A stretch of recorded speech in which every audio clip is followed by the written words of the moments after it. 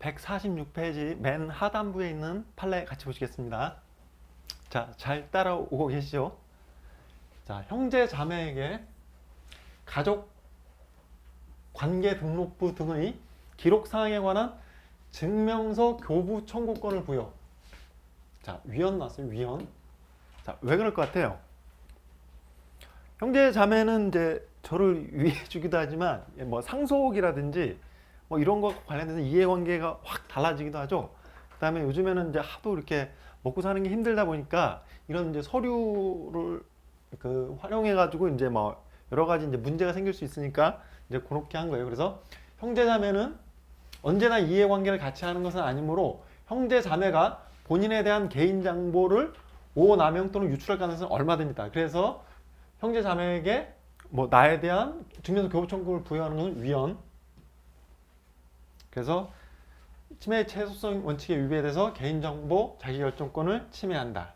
자, 굉장히 출제가 빈출되고 있죠. 그 다음에 개인별로 주민등록 번호를 부여하면서 주민등록 변경에 관한 규정을 따로 두고 있지 않은 주민등록법 조항. 자, 일단 결론부터 헌법 불합치 결정이 나왔고, 이건 왜 그러겠어요? 요즘에 하도 이제 개인정보가 유출이 많이 되죠. 그래서 막 그 이상한 막 문자 막 오고 스팸 문자라든지, 그 다음에 보이스피싱으로 이제 막 그런 문제들 때문에 이제 변경에 관한 규정을 두지 않은 것을 이제 그 헌법이 위반된다고 했어요. 그 다음에 요 판례는 제가 볼 때는 좀 중요해요. 특히 이제 변시 공부하시는 분. 왜냐면 그 이게 케이스, 그러니까 사례형 객관식으로 한번 나온 적이 있거든요. 통사례로 요 사실관계를 주고. 그래서 요거 이제 제가 사례 강의를 이제 그 변시 기출 문제를 쫙 모아서 사례 강의를 한번 그 공개 강의한 게 있는데, 그 특히 변시 준비하시는 분들은 요거 한번 꼭 풀어보셔요. 이거. 왜냐면 그 객관식 사례형 통사례형으로 나왔던 문제는 주관식으로 나올 가능성이 있기 때문에 요걸 한번 풀어보시면은 혹시 이제 사례 나왔을 때 쓸 수가 있으니까 한번 보세요. 그래서 이제 결론, 주민등록번호 유출 또는 오남용으로 인해 발생할 수 있는 피해 등에 대한 아무런 고려 없이 주민등록 변경을 일체 허용하지 않는 것은 그 자체로 개인정보 자기결정권에 대한 과도한 침해, 그래서 개인정보 자기결정권을 침해한다. 자, 침해. 그러니까 그 다음에 구치소장이 청구인과 배우자의 접견을 녹음하고 검사의 요청에 따라 접견 녹음 파일을 제공한 행위. 자, 여러분 잘 보세요. 청구인, 이제 보통 이제 뭐 미결 수용자 아니면 수형자, 그러니까 수용자를 다 통칭하는 개념이라고 했죠. 근데 배우자. 자, 그러니까 그 수용자가 누구랑 접견하는가가 중요해요. 그러니까 요거는 비변호인이죠. 자, 변호사하고 변호인하고 이제 사람들, 그러니까 형사 절차에서 변호사가 이렇게 개입할 때는 그걸 변호인이라고 해요. 그 영화 변호인이 있었죠. 그거 다 형사 절차에 그 노무현 대통령이 개입, 이제 그분들 도와주러 이렇게 가서 거기서 이제 변호인이었죠. 마찬가지, 그러니까 비변호인과 그 갇혀 있는 사람과 이렇게 할 때는 변호인의 조력을 받을 권리가 문제되지 않죠.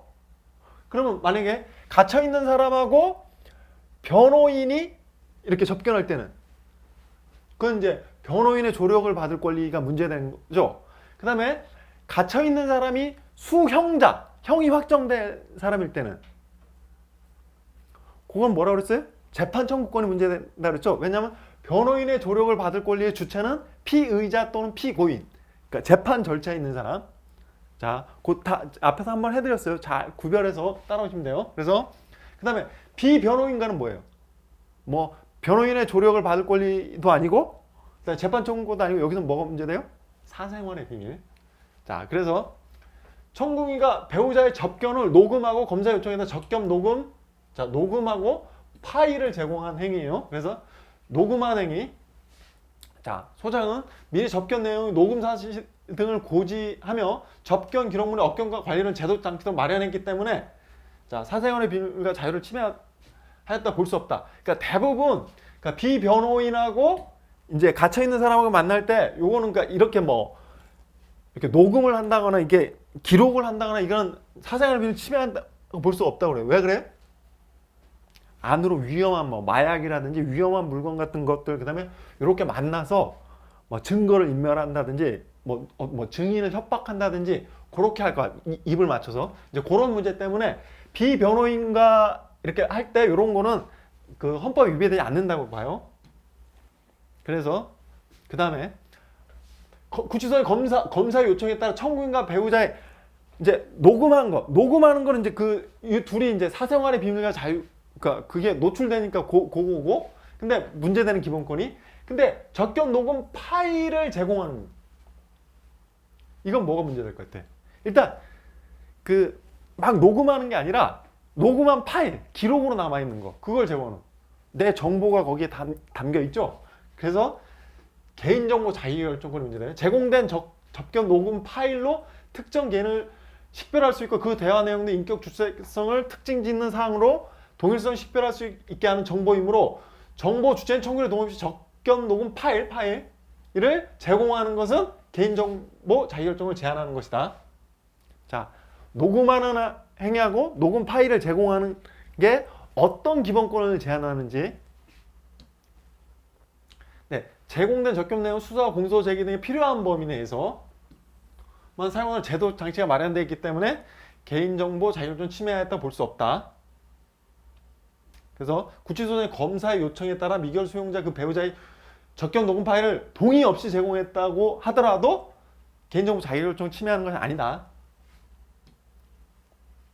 자, 미결 수용자 그러니까 누구하고 잘 봐요. 변호인 아닌 자와의 접견 시 그 대화 내용을 녹화할 수 있도록 한 형 집행 규정이 미결 수용자 사생활 비밀의 자유를 침해하는지 여부와 녹음 조항이 영장주의 평등 원칙에 위배되는지. 자, 접견 시 지인을 통해 자신의 범죄에 대한 증거를 아까 봤지? 인멸할 가능성, 마약, 반입. 자, 요거는 이제 아까는 이제 배우자였는데 그것도 이제 변호인 아닌 자였죠. 그러니까 이걸 못하게 하는 게 미리, 그러니까 요런 증거 인멸할 가능성, 마약을 반입하고 복용할 이런 위험성 때문에 못하게 하는 거니까 이게 그 사생활과 비밀을 침해할 우려가 없어요. 마찬가지로 교정시설장은 미리 접견 내의 녹음을 고지하고 접견 기록을 엄격한 관리 이런 거 충분히 이렇게 하고 있기 때문에 침해 최소성 요건을 갖추고 있다고 그랬어요. 그래서 사생활의 비밀과 자유를 침해하지 아니한다. 근데 여기 통신의 비밀은 뭐였어요? 통신의 비밀. 그러니까 그 사건 개요를 보시면은 청구인은 이렇게 되어 있지만 4차례에 걸쳐 화상 접견을 하기도 했어요. 그래서 화상 접견의 내용이 모두 녹음 녹화됐기 때문에 화상 접견하는 거, 그거는 이제 요때는 이제 통신의 비밀과 관련되는 기본권이었던 거예요. 그래서 저렇게 직접 접견하는 것도 있었지만 이렇게 4차례에 걸쳐 화상 접견, 요거는 이제 통신의 비밀과. 자, 그래서 이렇게 보시고, 그래서 마약류 사범인 미결 수용자 변호인 아닌 접견인 사이에 화상 접견 내용이 모두 녹음 녹화된 경우 통신의 비밀을 침해하지 아니한다.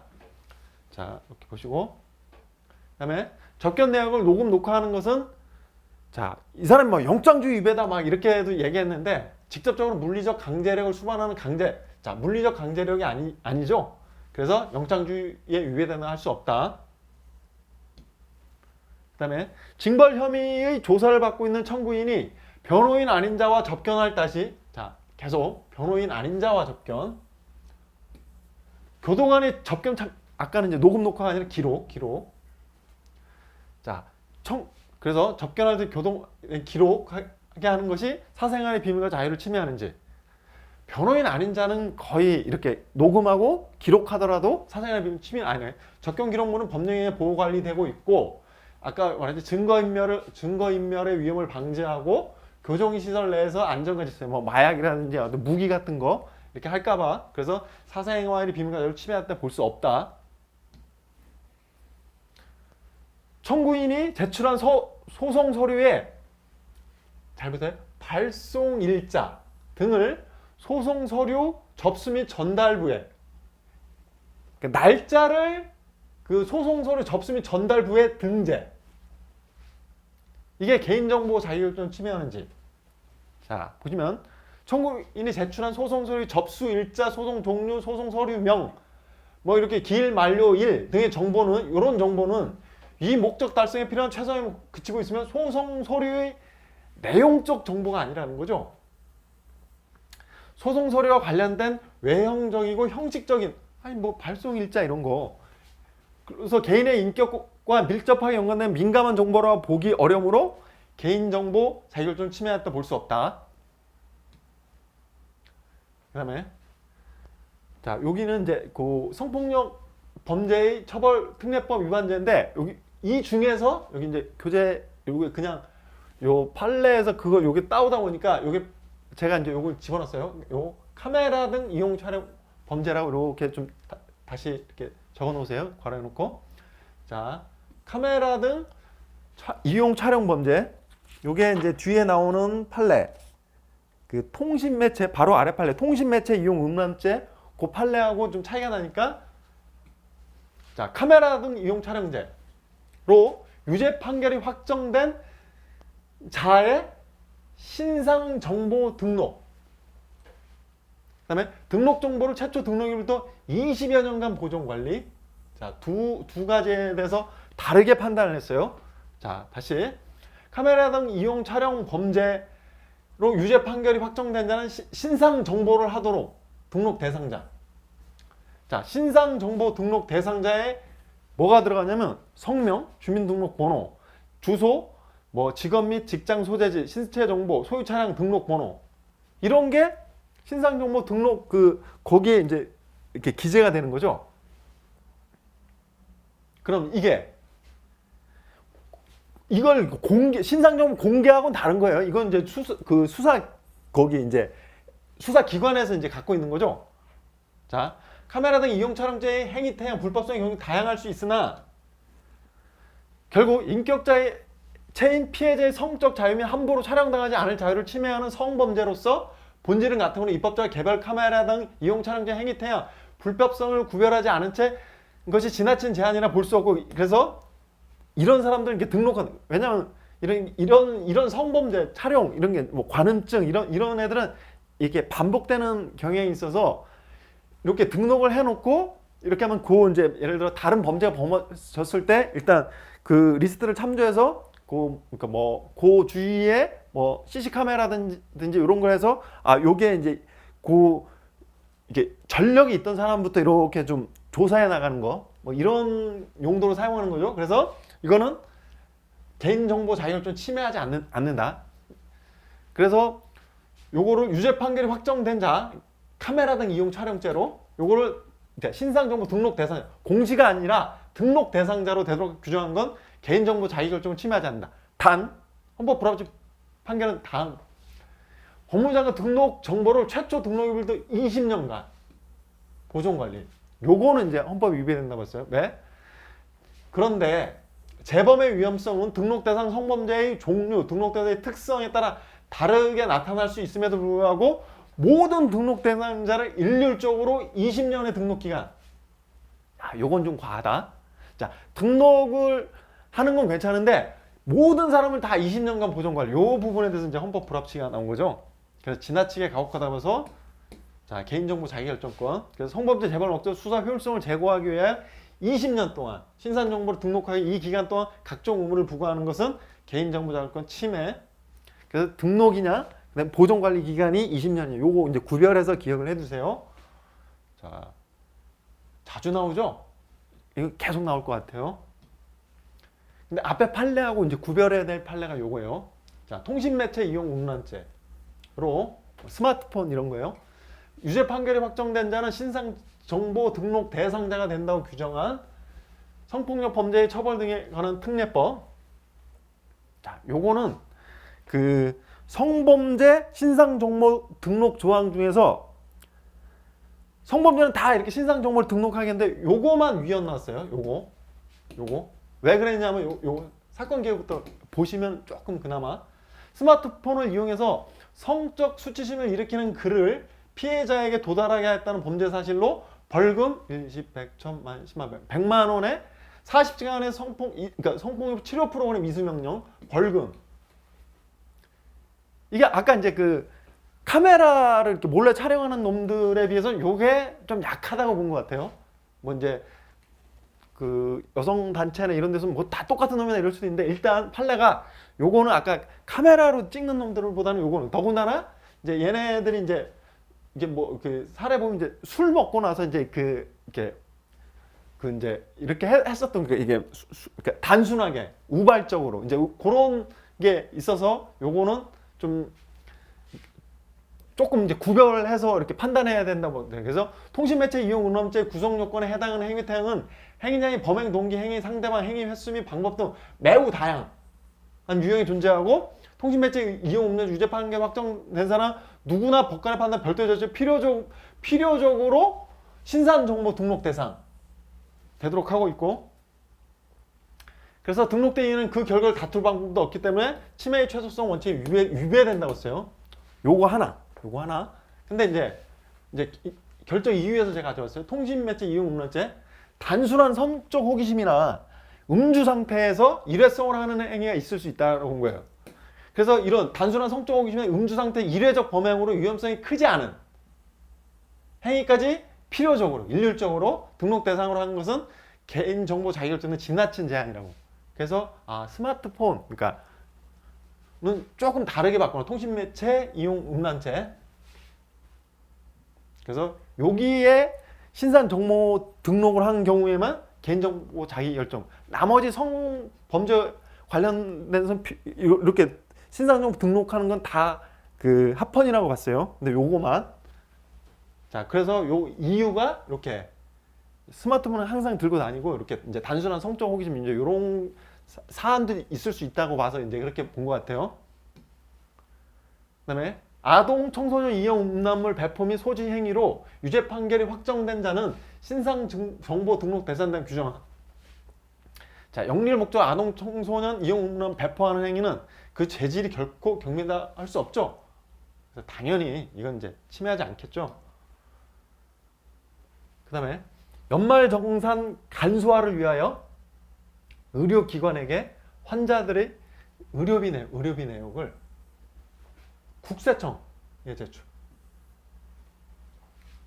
자, 요 판례하고 비교하셔야 될 게 요건 이제 150페이지 나온 거, 그 151페이지 하단부 판례. 자, 비슷한데 다르게 본 거예요. 그래서 구별 표지를 오른쪽에 있는 건 어디다 줬어요? 국민건강보험공단이 151페이지의 하단부 서울 용산경찰서장에게 수사기관이죠.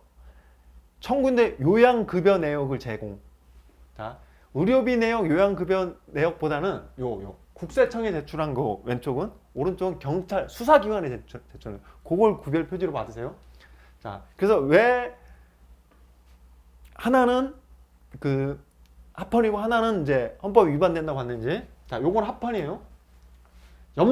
연말정산 강소화를 위해서 의료비 특별을 받고자 하는 근로자 소득의 연말정산을 위한 소득공제증빙자료 제출에 불편을 해소하는 동시에 이에 따른 근로자와 사업자의 시간적 경제적 비용을 절감하고 부당한 소득 공제를 방지하려 하는데 그 목적. 그래서 자기결정권을 개인정보 자기결정 침해했다 볼 수 없다. 이름 타당하죠. 그다음에 중요한 판례요. 제한되는 기본권 잘 보시고, 그다음에 CCTV를 설치하도록 하는 조항하고 보호자가 그 자녀 또는 보호 아동의 안전을 확인할 목적으로 CCTV 영상 정보를 열람하는 거하고 제한되는 기본권이 달라질 수가 있어요. 그래서 자, 먼저 설치하도록 하는 조항. 자, 어린이집은 의무적으로 CCTV를 설치하도록 하고 있으므로, 자, 제한되는 기본권 잘 보세요. 어린이집 설치 운영하는 자의 직업 수행의 자유. 저 설치돼서 여기 왜 저런 거 설치하고 그러세요 하면서 이거를 안 가는 사람들도 있을 거 아니야. 그래서 아니 내가 이거를 설치 뭐 하든 안 하든 이거 내가 이렇게 하면서 이렇게 하고 싶다 이렇게 막 하는 거예요. 보육교사 원장 포함인 영유아의 사생활의 비밀과 자유. 왜냐면 찍히죠. 설치에 의해서. 그 다음에 부모. 그러니까 애를 이제 거기에서 보내서 이제 교육을 하게 하고 싶은데 이게 설치돼 있어서 아 저것 때문에 어린이집 보내기가 좀 그러네. 이런 사람이 있어요. 그러니까 자녀 교육권 제한. 자, 제한되는 설치 조항에 의해서 제한되는 기본권. 잘 보세요. 그러니까 사례 대비하시는 분들은 이런 거 뽑는 연습을 잘 하시면 돼. 이런 거. 그래서 요거 그러니까 제가 말씀해 드린 걸 기억하고 있었다. 딱 나왔을 때 제한되는 기본권 딱 써주면은 나머지는 과잉금지 이렇게 딱 포스트하면 되거든. 그다음에 아동학대 방지 및 적발을 위해서 설치를 대체할 만한 다른 수단 상당히 없죠. 그래서 설치 조항 합헌. 그래서 뭐 이 조항으로 기본권에 가해지는 제약이 공익에 비하여 크다고 보기 어려우므로 법의 균형성도 인정된다. 요즘에 그 아이들 막 그러니까 말을 잘 못하는데 의사 표현이 확실하지 않은데 막 그 심하게 당하는 경우가 있어서 자 그걸 보호하기 위한 규정이죠. 그 다음에 법은 열람 활용을 목적을 제한한 것고 원장은 열람 시간 지정 등을 통해 지장이 없도록 보호자의 자 지금 이거는 앞에 거는 설치하도록 하는 조항이고 2번은 뭐냐면 안전을 확인할 목적으로 보호자가 열람할 수 있도록 하는 거. 열람. 자 법은 자 열람의 활용 목적을 제한하고 있고 원장은 열람 시간 지정 등을 통해 보육 활동에 지장이 없도록 보호자의 열람 요청에 적절하게 대응할 수가 있어요. 왜냐하면 부모가 한 번씩 이렇게 애가 그거 뭐 이렇게 그 교사들이 이렇게 막 뭐 밥을 강제로 먹인다거나 잠을 안 재운다거나 이런 걸 그러니까 애가 의사 표현이 확실하지 않으니까 좀 보자고 했을 때 보여줘야죠. 근데 이제 활용 목적을 제한하고 있고 그다음에 어린이집 원장은 이렇게 조장해서 보육 활동에 지장이 없도록 하기 있기 때문에 이 조항으로 인해 어린이집 원장이나 보육교사는 기본권이 필요성 과도하게 제한다 볼 수 없다고 본 거예요. 근데 이제 여기서 열람 조항에 의해서 제한되는 기본권은 어린이집 보육교사 등의 개인정보 자기결정권. 교사가 지금 이제 이거는 찍는 조항이 아니라 그러니까 설치 뭐 이런 조항이 아니라 찍힌 거를 이제 기록으로 보관하고 있는 거를 그 부모님이 가서 보겠다라는 거죠. 그러면 그 CCTV에 이 보육교사나 그 아이들의 그게 정보가 담겨 있잖아요. 근데 특히 이제 보육교사 등 그거를 부모님이 가서 열람하겠다 하면 내가 찍혀 있는 정보, 개인 정보가 이렇게 노출이 되는 거잖아요. 그래서 제한되는 기본권이 개인정보 자기결정권이고 원장이 같은 경우는 직업수행의 자유가 이제 제한되는 거죠. 근데 이게 침해되지 아니한다. 그래서 여기 열람 조항에 의해서 제한되는 기본권도 구별해서 기억을 해두세요. 특히 보육교사는 CCTV 설치 조항으로 제한되는 거는 아까 뭐라 그랬어요? 그 사생활의 비밀과 자유? 사생활의 비밀과 자유였죠? 근데 부모의 열람 조항으로 인해서 제한되는 기본권은 개인정보 자기결정권이에요.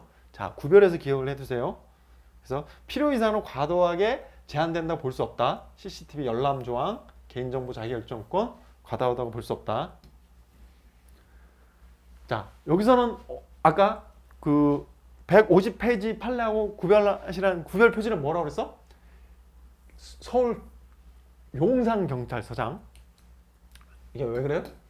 수사기관인 거죠. 그러니까 요양급여 내역을 제공. 그래서 요걸 이제 위헌 확인을 했어요. 자, 그 사실관계로도 볼 때 약 3년 동안에 총 38회에 걸친 요양급여 내역은 공개에 관한 정보가 아주 민간 정보에 해당하고 굉장히 또 오랜 기간에 걸친 그거를 달라고 한 거죠. 그래서 서울 용산경찰서장이 청구인들을 검거하기 위하여 청구인들의 약 2년 또는 3년이라는 장기간의 요양급여를 제공받는 것이 불가피한 거예요. 그러니까 이 사람이 어디 있는가 보기 위해서 너무 이제 과하다고 본 거예요. 그래서 이 사건 정보 청구의 개인정보 자율권 침해는 매우 중대. 그래서 개인정보 자율권 침해. 국민건강보험공단이 피해 급여자 요양기관에 관한 정보를 수사기관에 제공하는 것은 개인정보 자유권을 침해한다. 자, 구별표지 수사기관이냐 아니면 국세청이냐. 자, 개인정보 자유 결정권의 보호 대상이 되는 개인정보의 의미, 공적 생활에 형성되었거나, 자, 이거는 이제 대법원 판례예요. 대법원 판례. 그래서 이제 법행, 뭐 이제 법원직, 그러니까 요런 데서 이제 요는 이제 대법원 판례가 종종 나오죠. 그래서 개인정보 자유권의 보호 대상이 되는 개인정보에 이미 공개된 개인정보도 포함되는지, 포함된다. 그래서 반드시 개인이 내밀한 영역에 속하는 정보에 국한되지 않으며 공적 생활에서 형성되었거나 이미 공개된 개인정보까지 포함한다. 그래서 이미 공개된 개인정보 포함. 그 다음에 요거는 좀 그 대법원 판례라 약간 뭐라 그러나, 그러니까 헌법적 막 이런 거보다도 이제 좀 어떤 이제 뭐 민법적이라든지 이런 것까지 같이 이렇게 녹아져 있는 거예요. 그래서 이미 정보 주체의 의사에 따라 이미 이제 공개된 거예요. 개인정보를 별도의 동의 없이 영리 목적으로 수집 제공했다는 것인 경우, 정보 처리자에게 영리 목적이 있었다는 사정만으로 곧바로 정보 처리 행위를 위법하다고 할 수 있는가? 이미 공개됐는데, 이건 위법하다고 보지 않았어요. 그래서 정보 주체의 인격적 법익과 그 행위로 보호받을 수 있는 정보 처리자 등의 법적 이익의 충돌. 그래서 개인정보에 관한 인격권 보호에 얻을 수 있는 이익과 정보 처리에 얻을 수 있는 이익, 즉 정보 처리자의 알 권리, 그 다음에 이를 기반으로 한 정보 수용자의 알 권리 및 표현의 자유, 정보 처리자의 영업의 자유, 이런 걸 다 비교 형량에서 봤을 때 위법하다고는 할 수 없다. 그래서 이제 법행위라든지 특히 이제 변시에도 나오는데, 이미 정보 주체 의사에 따라 공개된 개인정보를 거의 별도의 동의 없이 영리 목적으로 수집 제공했다는 그 사정만으로, 영리 목적이 있었던 사정만으로 곧바로 위법하다고 볼 수 없다. 이미 공개된 개인정보를 정보 주체의 동의가 있었다고 객관적으로 인정되는 범위 내에서 수집, 이용, 제공할 때, 객관적으로 인정되는 범위, 이미 동의가, 별도의 동의가 필요한지, 별도의 동의 필요 없다.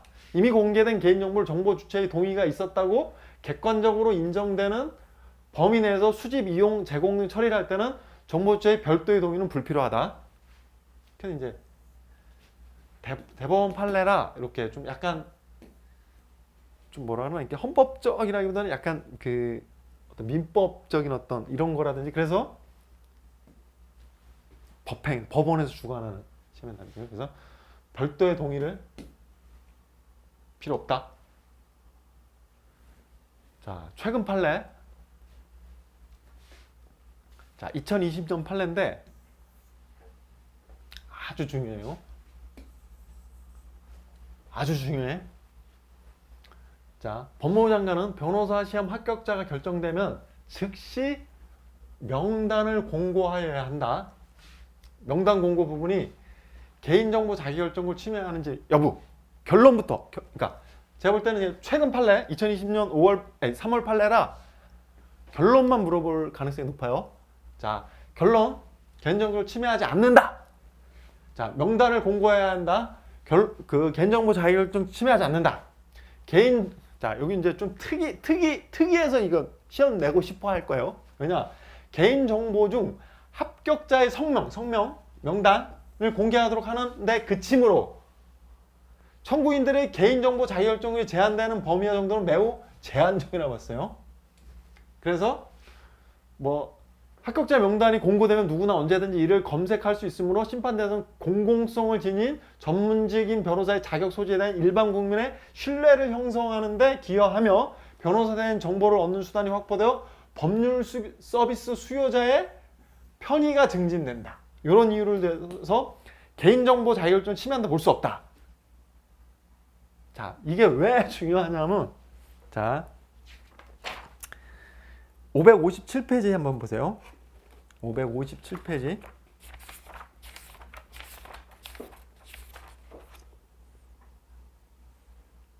(557페이지) 맨 위에 판례.